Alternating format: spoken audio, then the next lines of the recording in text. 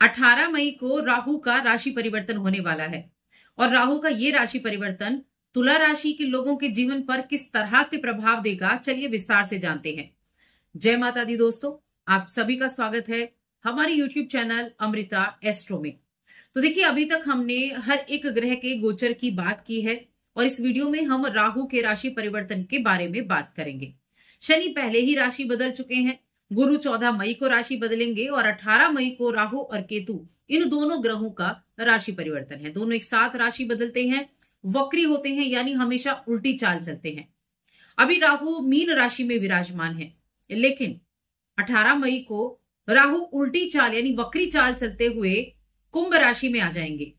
कुंभ राशि एक तरह से राहु की अपनी राशि है, अपनी मूल त्रिकोण राशि है।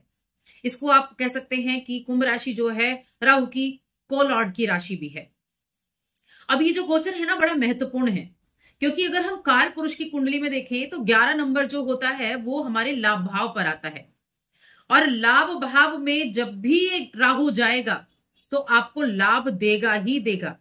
या आप ये मान सकते हैं कि राहु जिस राशि में आया है, कुंभ राशि में आ रहे हैं राहु, यहां ये इनकी राशि है, धन लाभ तो कराएगी ही कराएगी, ये तो अटल सत्य है।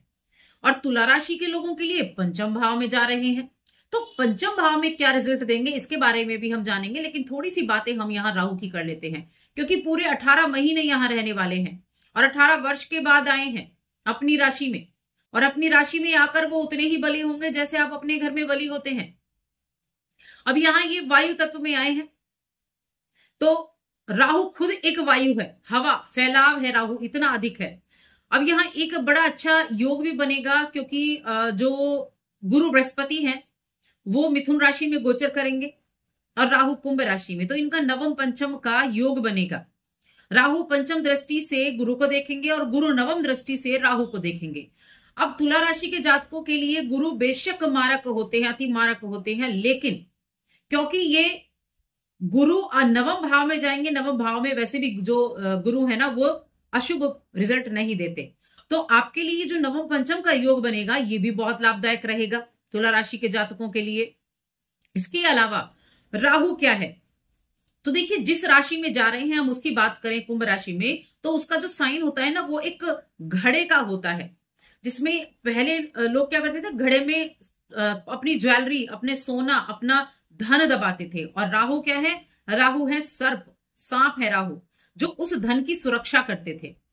तो एक बहुत अच्छा ये गोचर है और इस गोचर से प्लस और नेगेटिव दोनों ही प्रभाव पड़ेंगे, क्योंकि राहु एक भ्रम है, राहु मायावी है, राहु छल कपट भी देता है, तो उसके छल कपट से बचना है, माया से बचना है, लेकिन आप विस्तार भी चीजों का कर पाएंगे, ऐसा राहु का ये गोचर है।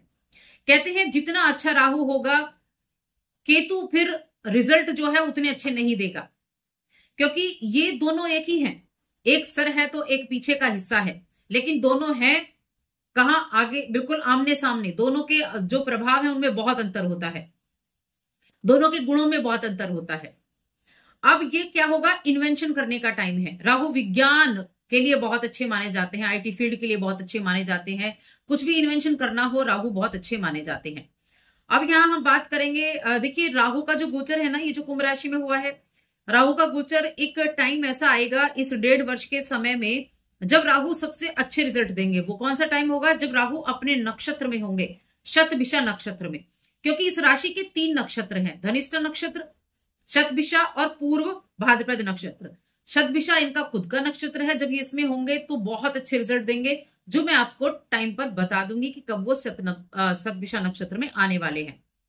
लेकिन इनकी जो नेगेटिव इफेक्ट होंगे, गुरु उनको रोकने का कार्य करेंगे, क्योंकि गुरु की दृष्टि राहु पर रहेगी 1 वर्ष तक। 1 वर्ष के बाद राहु वहीं रहेंगे, लेकिन गुरु का राशि परिवर्तन हो जाएगा, तो तब आपको थोड़ी सावधानी रखनी है। उसके लिए मैं आपको उपाय बताऊंगी जो जरूर करने हैं। वीडियो के अंत में बहुत सिंपल उपाय और बहुत कारगर उपाय मैं आपको बताने वाली हूं। चलिए उपाय के बारे में नहीं, पहले हम राशि के बारे में जान लेते हैं क्या कुछ मिलेगा।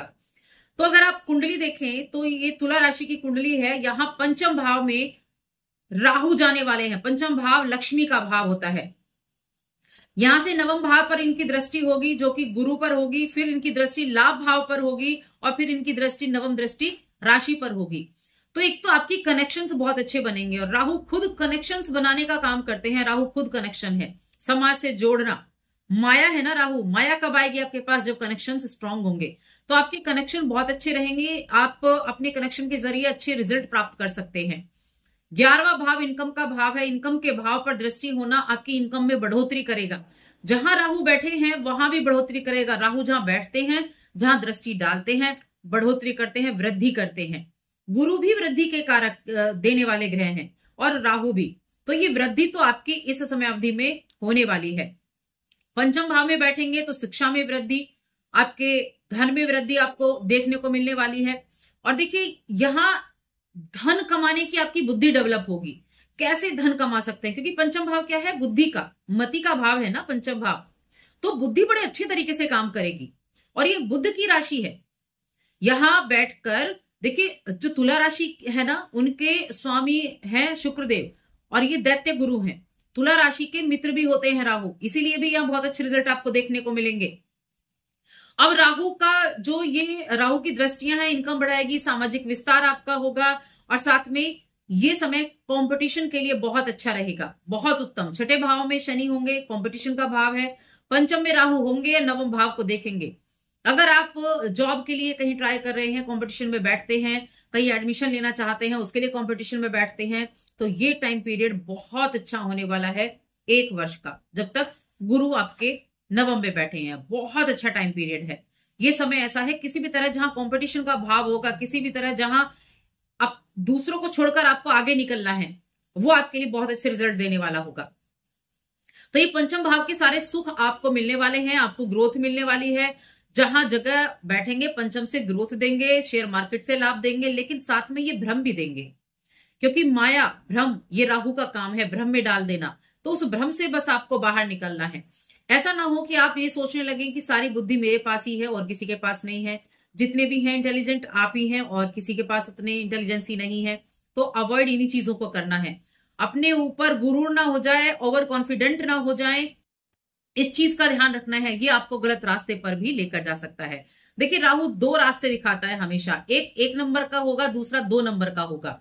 डिसाइड आपको करना होता है कि आपको कौन सी राह पर चलना है, 1 नंबर वाली पे या 2 नंबर वाली पे। यानी कि आपको अनैतिक चीजों से भी धन कमाने के मौके देता है, और नैतिक चीजों से भी। तो अनैतिक चीजों से जब आप धन कमाते हैं, तो वो चीजें नष्ट होने के ज्यादा यहां आपके जो योग हैं वो बन जाते हैं। एक चीज और है कि राहु ना वो भूख है जो कभी नहीं मिटती। जिस घर में बैठेगा उससे रिलेटेड भूख इतनी देगा कि कभी शांत नहीं हो सकती। आप कितना भी कमा लें, आप कितना भी कर लें, लेकिन संतुष्ट नहीं होंगे उस चीजें के लिए। इसलिए मैं कहती हूं, यहां बैठकर आपको सब कुछ देंगे, संतुष्टि नहीं देंगे। पंचम भाव प्रेम का है। पंचम भाव प्रेम का है तो एक्स्ट्रा मैरिटल अफेयर हो सकते हैं, थोड़ा ध्यान रखें। पंचम भाव बुद्धि का है, ओवर कॉन्फिडेंट ना रहें। पंचम भाव शिक्षा का है, शिक्षा बहुत अच्छी है, कंपटीशन अच्छा है, लेकिन ये ना सोचें मुझे सब कुछ आता है, थोड़ा ही बहुत है, तो थोड़ा सा ध्यान रखें। पंचम भाव आपके संतान का भी है। अपनी संतान के साथ अच्छे संपर्क बनाकर चलें, अपनी संतान की इच्छाओं की प्राप्ति करेंगे, लेकिन वो दूसरी उनकी संगति ना बिगड़े, इस चीज का भी ध्यान रखें। तो ये थोड़ा सा ध्यान रखने योग्य बातें भी हैं। हाँ, एक चीज मैं जरूर कहूंगी, जो शनि का गोचर आपके छठे घर में हुआ है वो बहुत उत्तम है। गुरु नवम भाव के कारक कहे गए हैं, गुरु का टाइम पीरियड अच्छा है। मैं कहूंगी अगला 1 वर्ष आपके लिए बहुत अच्छा होने वाला है।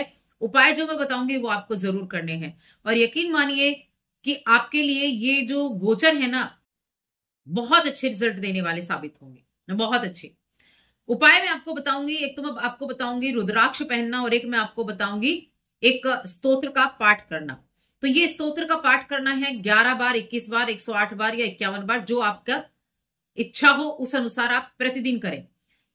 एक भी नेगेटिव इफेक्ट गुरु जो शनि का और गुरु का और राहु का, ये आपको देखने को नहीं मिलेगा इस एक मंत्र से और एक रुद्राक्ष के पहनने से।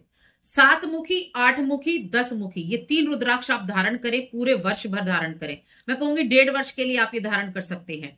यहां आपको शनि का आशीर्वाद मिलेगा, भगवान शिव का आशीर्वाद मिलेगा, भगवान विष्णु का आशीर्वाद मिलेगा, और राहु भी आपको कोई कष्ट नहीं पहुंचा पाएंगे। दूसरा, जो स्क्रीन पर आपको यहाँ लिखा हुआ मंत्र दिखाई देगा, इसका आपको जप करना है जितनी बार मैंने बताया, या फिर अपनी इच्छा के अनुसार। आप कमेंट करके बताएंगे कि अगर आप इस मंत्र को पढ़ रहे हैं, रुद्राक्ष पहने हैं, तो कोई भी हानि आपको नहीं होगी, कोई नेगेटिव चीज आपके साथ नहीं होगी, प्लस आपको बेनिफिट ही बेनिफिट देखने को मिलने वाला है। तो बस आज की इस वीडियो में इतना ही। वीडियो कैसी लगी हमें कमेंट करके जरूर बताएं। जय माता दी।